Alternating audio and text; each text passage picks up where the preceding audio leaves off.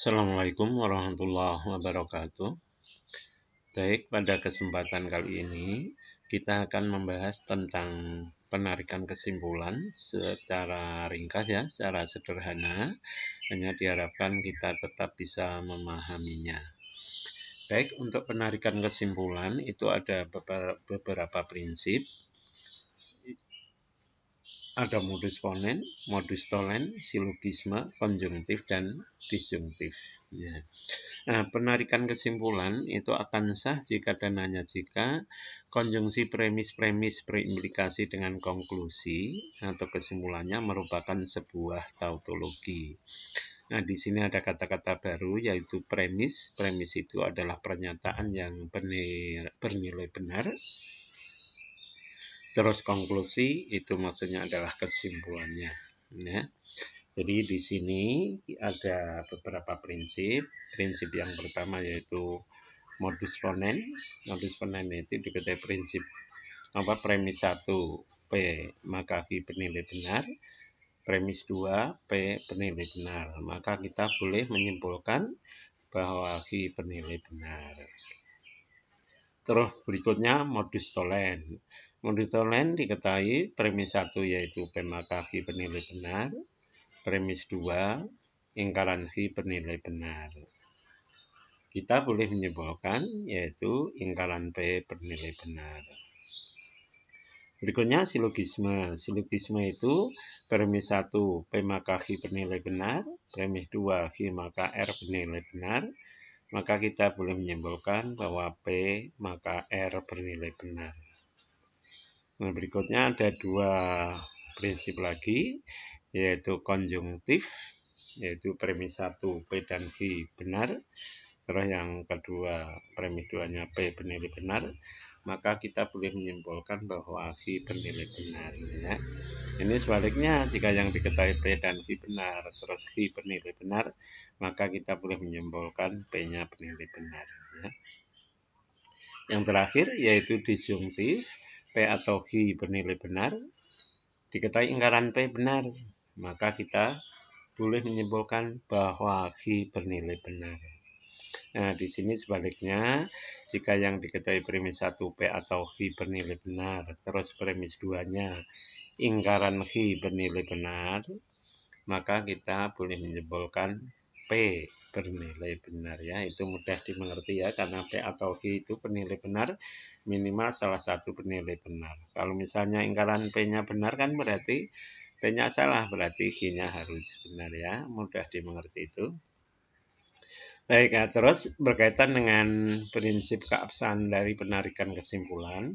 Di sini dikatakan penarikan kesimpulan sah jika dan hanya jika konjungsi premis-premis berimplikasi dengan konklusi atau kesimpulannya merupakan sebuah tautologi. Nah, 5 prinsip ini sudah diuji keabsahannya, artinya selanjutnya kita tinggal memakainya ya. Jadi kalau ada data, ada premis-premis tertentu, kita boleh menyimpulkan dengan menggunakan 5 prinsip barusan ya. Nanti kalau premisnya itu banyak, lebih dari satu, tinggal kita gabung seperti biasa. Nanti kita pilih mana yang duluan, kita tentukan dulu kesimpulan pertama, nanti digabung lagi dengan premis yang lain, diperoleh kesimpulan secara keseluruhan. Nah, kali ini kita akan mencoba, misalnya ini modus tolen ya. Modus tolen itu diketahui premis 1 P maka Q, premis 2-nya ingkaran Q, maka kesimpulannya ingkaran P bernilai benar. Nah, kalau kita coba membuat tabel kebenarannya, nih lihat nih, konjungsi premis-premis berimplikasi dengan konklusi. Berarti di modus tolen ini premisnya adalah P maka Q, premis keduanya adalah ingkaran Q. Berarti kalau dikonjungsikan, berarti nanti konjungsi dari premis 1 yaitu konjungsi dari P maka Q dan ingkaran Q berimplikasi dengan konklusinya. Berarti maka konklusi yaitu ingkaran P. Jadi kita dapat membuat tabelnya seperti berikut ini ya. Kita lihat nih ya. Di sini ada dua pernyataan dasar, yaitu PV, berarti kemungkinannya ada 4 ini, benar, benar, benar, salah, salah, benar, salah, salah. Terus ada ingkaran P, ada ingkaran V, ini ada ini ya. Terus P maka V ini premis 1. Terus di sini konjungsi premis-premis, berarti konjungsi dari premis 1 yaitu P maka V dan premis 2 ingkaran V. Ini di kolom ke-6 ini ya. Ini adalah konjungsi premis-premis.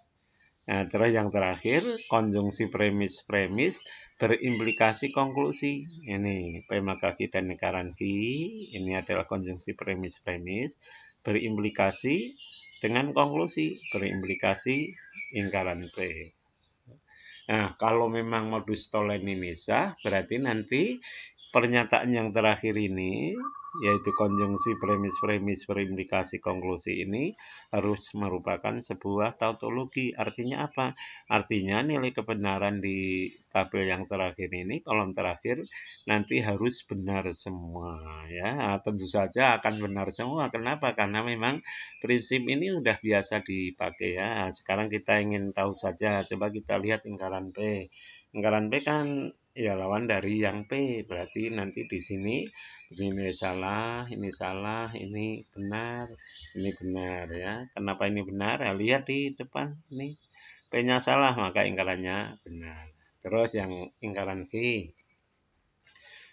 V-nya benar, berarti ingkaran V-nya salah. Yang ini V-nya salah, berarti nanti ini benar ya. Begitu seterusnya. Ini salah, ini benar. Terus P maka V. P maka V itu jika P maka V atau F P dan V itu akan salah jika yang pertama benar, keduanya salah. Berarti kalau kita lihat P maka V ini nih, berarti yang salah hanya baris kedua di sini. Ini salah ya. Kondisi yang lain selalu benar. Ya, ini pokoknya harus apa nantinya. Kalau ini ya gampang lah sebenarnya ya. Di awal-awal pasti agak bingung, tapi nggak apa-apa, ikutin saja ya.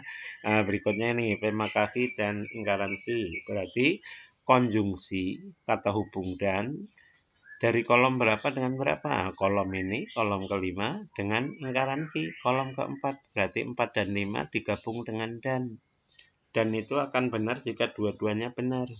Lihat ini SB berarti salah, ini BS salah, ini SB salah, ini BB benar.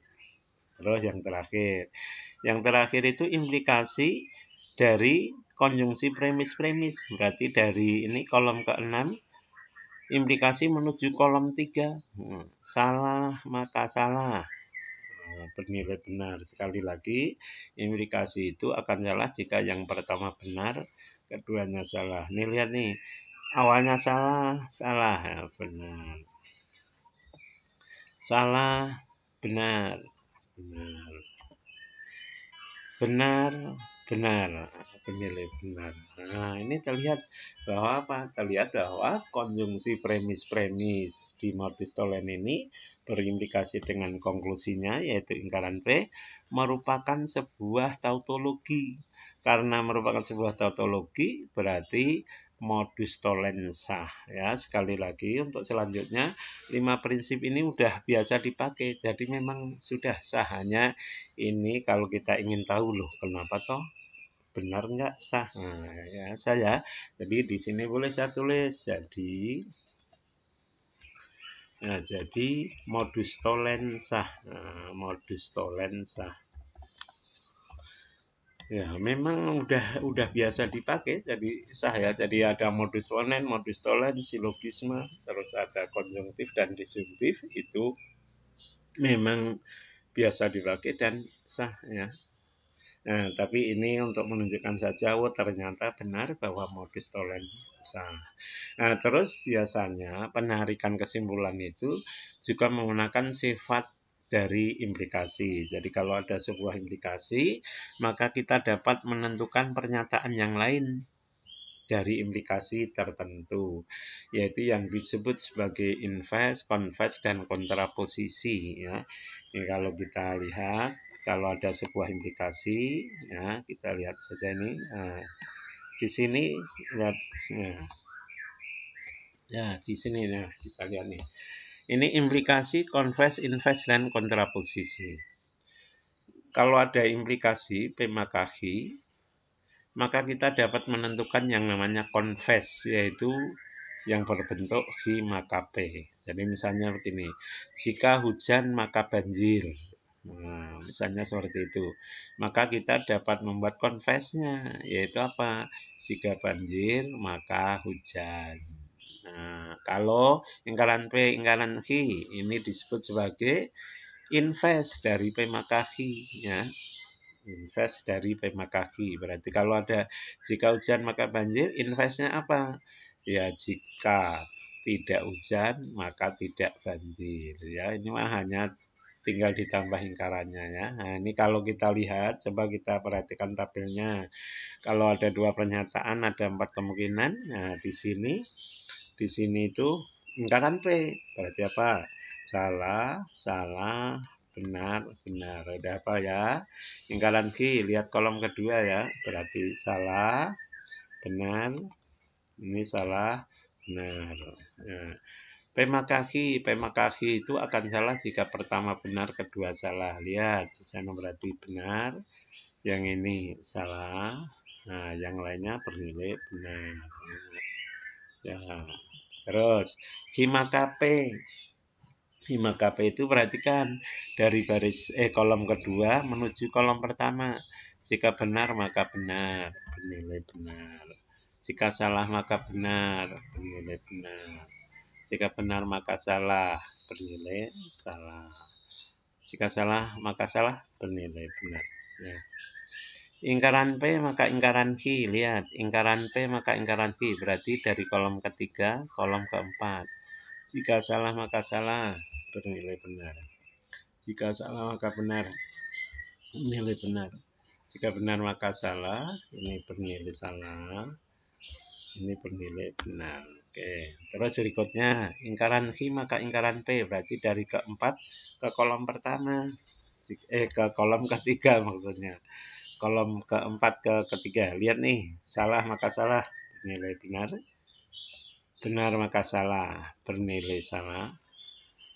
Salah maka benar, bernilai benar. Benar maka benar, bernilai benar. Ya, oke. Nah, sekarang lihat ini. Yang namanya implikasi, yang P maka Q ya. Ini adalah implikasi. Nah, P maka Q ini implikasi. Ya. Implikasi. Nah, terus yang Q maka P ini namanya confess. Nah, ingkaran P maka ingkaran Q ini adalah invest. Invest dari apa? Invest dari implikasi P maka Q adalah ini. Nah, ini namanya kontraposisi. Nah, namanya kontraposisi. Ya. Invest, confess, kontraposisi. Itu ada ini ya. Ini nih. Confess, invest, dan kontraposisi. Nah, sekarang perhatikan nilai kebenarannya. Implikasi itu ini benar, salah, benar, benar. Ini dengan kondisi PG-nya seperti ini. Apa yang sama dengan implikasi? Oh, ternyata ada yang sama, yaitu kontraposisi. Nah, kontraposisi itu nilai kebenarannya sama, ya. Nilai kebenarannya sama dengan implikasi ya, kalau confess dengan invest. Nah ini nanti suatu saat akan dipakai jika suatu saat ada premis yang kurang jelas misalnya. Oh kok implikasinya tidak mendukung untuk menarik kesimpulan. Nah maka kita boleh menggunakan pernyataan yang lain yang nilai kebenarannya sama dengan implikasi, yaitu pernyataan kontraposisi ya. Dengan kata lain misalnya ada pernyataan jika hujan maka tempatku banjir. Nah, itu boleh dibuat pernyataan lain yang bernilai sama, yaitu apa? kontraposisinya, yaitu apa? Jika tidak Q, maka tidak P. Artinya apa? Kalau tadi jika hujan maka tempatku banjir, maka kontraposisinya pernyataan yang senilai yaitu jika tempatku tidak banjir, maka tidak hujan. Itu mempunyai nilai kebenaran yang sama. Nanti suatu saat kita dapat membuat kesimpulan dengan minta bantuan dari prinsip inverse, converse, dan kontraposisi ini. Nah, sampai saat ini kita akhiri materi ini. Nanti tinggal kita gunakan contoh-contoh ya. Jadi ada 5 prinsip.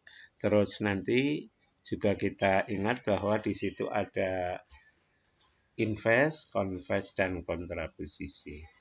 Terima kasih. Assalamualaikum warahmatullahi wabarakatuh.